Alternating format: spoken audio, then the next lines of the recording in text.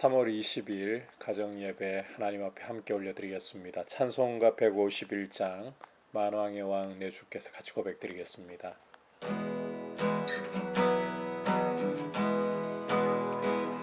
만왕의 왕 내 주께서 왜 고초당했나.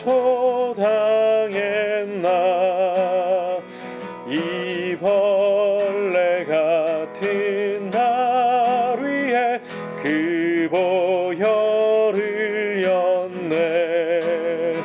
십자가 내가 처음 볼 때에 나의 맘의 큰 고통 사라져.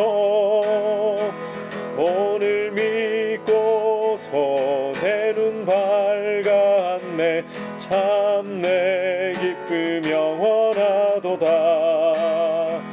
주 십자가 못 박힘은 속죄함 아닌가. 그 긍휼함과 큰 은혜 말할 수 없도다. 십자가 내가 처음 볼 때에 나의 맘의 큰 고통 사라져. 오늘 믿고서 내 눈 밝았네. 참 내 기쁨 영원하도다. 늘 울어도 그 큰 은혜 다 갚을 수 없네. 나 주님께 몸 바쳐서 주의 이름 쓰리. 십자가 내가 처음 볼 때에 나의 맘의 큰 고통 사라져. 오늘 믿고서 내 눈 밝았네. 참 내 기쁨 영원하도다. 아멘. 이 시간 주신 하나님 말씀은 마가복음 8장 27절에서 9장 1절까지의 말씀입니다. 말씀이 조금 길이가 있기 때문에 33절까지만 제가 읽도록 하겠습니다.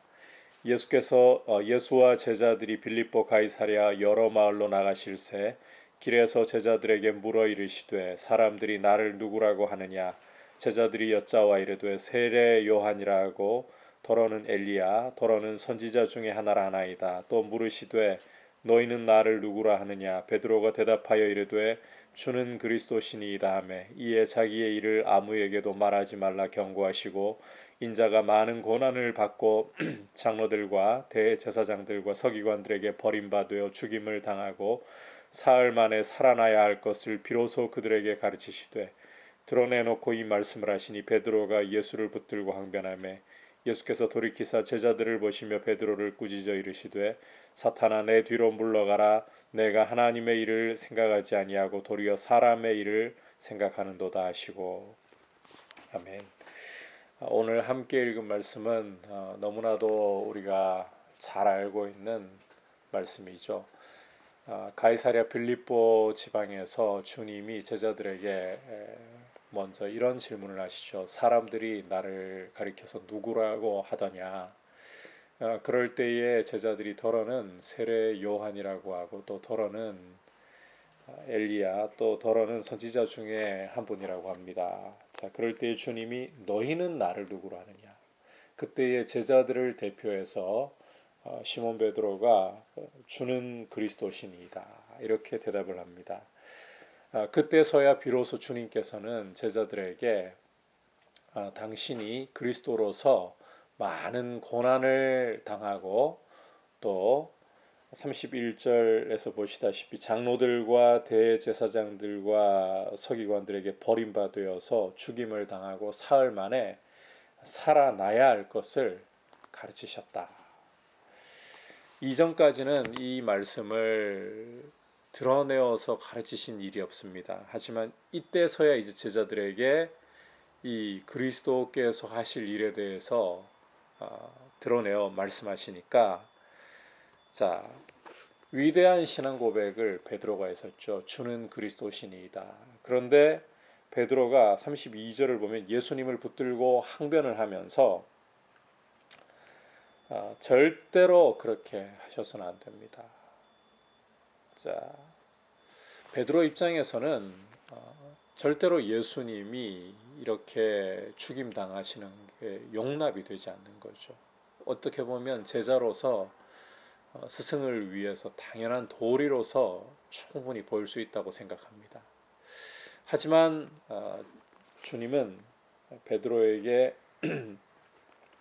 뭐라고 말씀하시는가 하면 이렇게 꾸짖어 말씀하십니다. 사탄아, 내 뒤로 물러가라. 내가 하나님의 일을 생각하지 아니하고 도리어 사람의 일을 생각하는도다. 주님이 사랑하는 제자에게, 그것도 제자들 중에서도 수제자에게 이런 엄청난 책망의 말씀을 하신다는 것은 사실 충격이라 할 수 있습니다. 주님을 위한다고 이렇게 절대 그렇게 하셔서는 안 됩니다. 말리는 것인데, 사탄아, 내 뒤로 물러가라. 하지만 주님이 이 순간에도 계속해서 바라보고 계시는 것은 아버지의 뜻이라는 것을 생각할 줄 알아야 합니다. 하나님의 일을 생각하고 계신다는 것을 우리는 볼 줄 알아야 한다는 겁니다. 주님이 이 땅에 오신 것은 사람들에게 주목받고 사람들에게 영광을 얻고 남들이 이 왕으로 추앙해 줄 때 그걸 누리려고 오신 것이 아니라 하나님의 일을 이루시기 위해, 아버지의 뜻을 이루시기 위해, 다시 말해서 예고하신 것처럼 많은 고난을 받고 사람들에게 버리워 죽임당하시고 그리고 사흘 만에 부활하시기 위해, 다시 말해서 우리의 구원을 위해 이 땅에 오셨다는 것입니다. 따라서 주님께 이 일을 그만두시고 사람들의 영광을 얻으시라. 이것은 사탄이 예수님이 공생애를 시작하실 때에 광야에서 시험하던 일과 다를 바가 없다는 것입니다. 그래서 베드로이지만, 사랑하는 수제자이지만 사탄아, 내 뒤로 물러가라. 단호하게 책망을 하시는 겁니다. 자, 그러시면서 주님께서 이제 34절 이하에서 보듯이 계속해서 무리와 제자들에게 하시는 말씀이, 누구든지 나를 따라오려거든 자기를 부인하고 자기 십자가를 지고 나를 따를 것이니라. 누구든지 자기 목숨을 구원하고자 하면 잃을 것이고 누구든지 나와 복음을 위해 자기 목숨을 잃으면 구원하리라. 그러시면서 사람이 만일 온 천하를 얻고도 자기 목숨을 잃으면 무엇이 유익하겠느냐? 사람이 무엇을 주고 자기 목숨과 바꾸겠느냐? 누구든지 이 음란하고 죄 많은 세대에서 나와 내 말을 부끄러워하면 인자도 아버지의 영광으로 거룩한 천사들과 함께 올 때 그 사람을 부끄러워하리라. 정말 자기의 목숨을 진정으로 생각하고 얻는 길은 오히려 주님과 복음을 위해 자기의 목숨을 버리려고 하는 길, 자기를 부인하고 자기의 십자가를 지고 주님을 따르는 길이라고 말씀하고 있습니다. 주님이 이 진정으로 부활의 영광을 얻으시기 위해 먼저 아버지의 뜻을 따라 많은 고난을 당하시고 자기 목숨을 버리심처럼 주님을 따라가는 제자의도 역시 자기를 부인하고 자기의 목숨을 주님을 위해, 복음을 위해 버리려고 하는 데 있다는 거예요. 오히려 반대로 자기의 목숨을 살리고자 한다면, 자신의 어떤 이익을 위해, 영광을 위해 자기의 목숨을 위해 살고자 한다면 오히려 그것은 잃게 되는 것이다. 이것이 역설적인 제자의 길입니다. 오늘 말씀은 내용이 어려운 것보다 실천이 참 중요한 말씀입니다. 무엇을 추구할 것인가? 제자는 무엇을 추구할 것인가? 주님을 따라서 십자가의 길을 추구할 것인가? 그렇지 않으면 내 목숨을 살리기 위해 세상의 일, 사람의 일을 추구할 것인가? 9장 1절로 잠시 넘어가서 보면 주님이 또 이렇게 한 가지를 덧붙이시는 것을 읽을 수가 있는데, 내가 진실로 너희에게 이르노니 여기 서 있는 사람 중에는 죽기 전에 하나님 나라가 권능으로 임하는 것을 볼 자들도 있느니라. 이것은 예수님의 재림을 가리키는 말씀이 아닙니다. 예수님이 이제 십자가에 죽으시고 부활 승천하셔서 하늘 보좌 우편에 계시면서 성령을 보내셔서 이루어 가시는 그 영광스러운 사역을 오히려 예고하시는 것으로 이해하면 됩니다. 이런 정말 영광을 보는 것이 이 제자에게 있어서는 가장 복된 일입니다.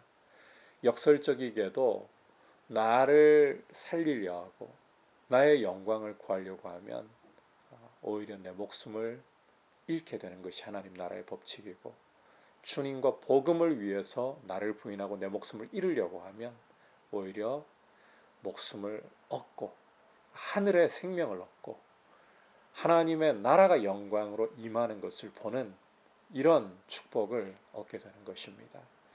어떤 것보다도 제자에게는 주님을 따라가는 것보다 복된 것이 없습니다. 이 사실을 우리가 마음에 새기고 예수 그리스도의 주 되심 앞에 오늘도 순종하면서, 그냥 예수님이 나를 위해 나의 자판기처럼 그렇게 일하시는 것을 바란다면 그 제자의 길이 아닙니다. 오히려 정말 주님을 자판기처럼 대우해버리는 것입니다. 내가 원하는 어떤 이익을 얻기 위해서 그냥 나의 어떤 봉사라는, 나의 수고라는, 때로는 헌금이라는 이러한 동전을 넣고 내가 원하는 물건을, 내가 원하는 이익을 얻고자 한다면 주님을 주님으로 대우하는 것이 아니라 자판기처럼 대우하는 것입니다. 예수님을 주님으로 인정하고 제자로서 그분을 따라 자기를 부인하고 십자가의 길을 걸어갈 수 있기를 축복합니다. 같이 말씀을 생각하면서 기도하도록 하겠습니다. 이 시간 함께 기도할 때에 주님은 이 땅에 아버지의 뜻을 이루기 위해 자기를 부인하시고 십자가에 죽으심으로써 세상을 구원하시기 위해 이 땅에 오심을 우리가 보았는데, 제자의 길은 주님을 따라서 자기를 부인하고 자기의 목숨을 주를 위해, 복음을 위해 잃고자 하는 것입니다. 주님, 이 길을 걸어갈 수 있도록, 제자의 길을 걸어갈 수 있도록 도와주시고 예수님의 주 되심을 인정하며 순종하게 하옵소서. 그리고 주님, 코로나19 바이러스를 잘 극복해 나갈 수 있도록 이 나라를 붙드시고, 주님, 또 특히 한국교회가 이와 같은 때에 깨어 기도할 수 있도록 도와주옵소서. 그리고 우리 자녀들에게 주님께서 잘 견뎌내고 또 믿음 가운데 서 있고 학업에 대해서도 필요한 지혜를 주시고, 또 기저질환을 앓고 있거나 연세가 높으신 분들은 이 코로나19 바이러스에 대해서 상당히 위험한 상황입니다. 이러한 분들 주님 붙들어 주시고 안전하게 보호하여 주옵소서. 같이 합심해서 기도하겠습니다. 하나님 아버지, 오늘 주님이 제자들에게 당신이 누구신가를 물으시면서 베드로를 통해서 주는 그리스도시라는 고백을 받으신 후에 많은 고난 당하시고 십자가에 죽으실 것을 예고하시는 것을 보았습니다. 아울러서 베드로가 주님을 말릴 때에 베드로에게 사탄아 내 뒤로 물러가라고 하시면서 제자의 길이라는 것은 자기를 부인하고 주님과 복음을 위해 자기 목숨을 잃고자 하는 것이라는 사실을 보았습니다. 이것이 정말 하늘의 생명을 얻고 하나님의 영광을 보는 길이라는 것을 저희가 오늘 말씀을 통해 분명히 인식하게 하여 주시옵소서. 아울러 주님 간구합니다. 주 예수 그리스도의 주 되심 앞에 순종하며 제자로서 주님을 이용하려고 하는 것이 아니라 마치 주님을 자판기처럼 내가 원하는 무엇인가를 얻기 위하여 내 봉사와 내 수고라는, 때로는 헌금이라는 동전을 넣는 그러한 모습이 아니라 예수님의 주 되심 앞에 철저히 순종하며 자기를 부인하고 주님 따라가게 하여 주시옵소서. 주님 간구합니다. 코로나19 바이러스를 잘 극복해 나갈 수 있도록 이 나라를 긍휼히 여겨주시고 아버지 현장에 사투 벌리는 의료진들과 공무원들 붙들어 주시고 하나님 아버지 무엇보다 교회가 깨어서 이 어려운 시간 가운데에 기도로 주님의 긍휼을 구하며 주님 앞에 서 있게 하여 주옵소서.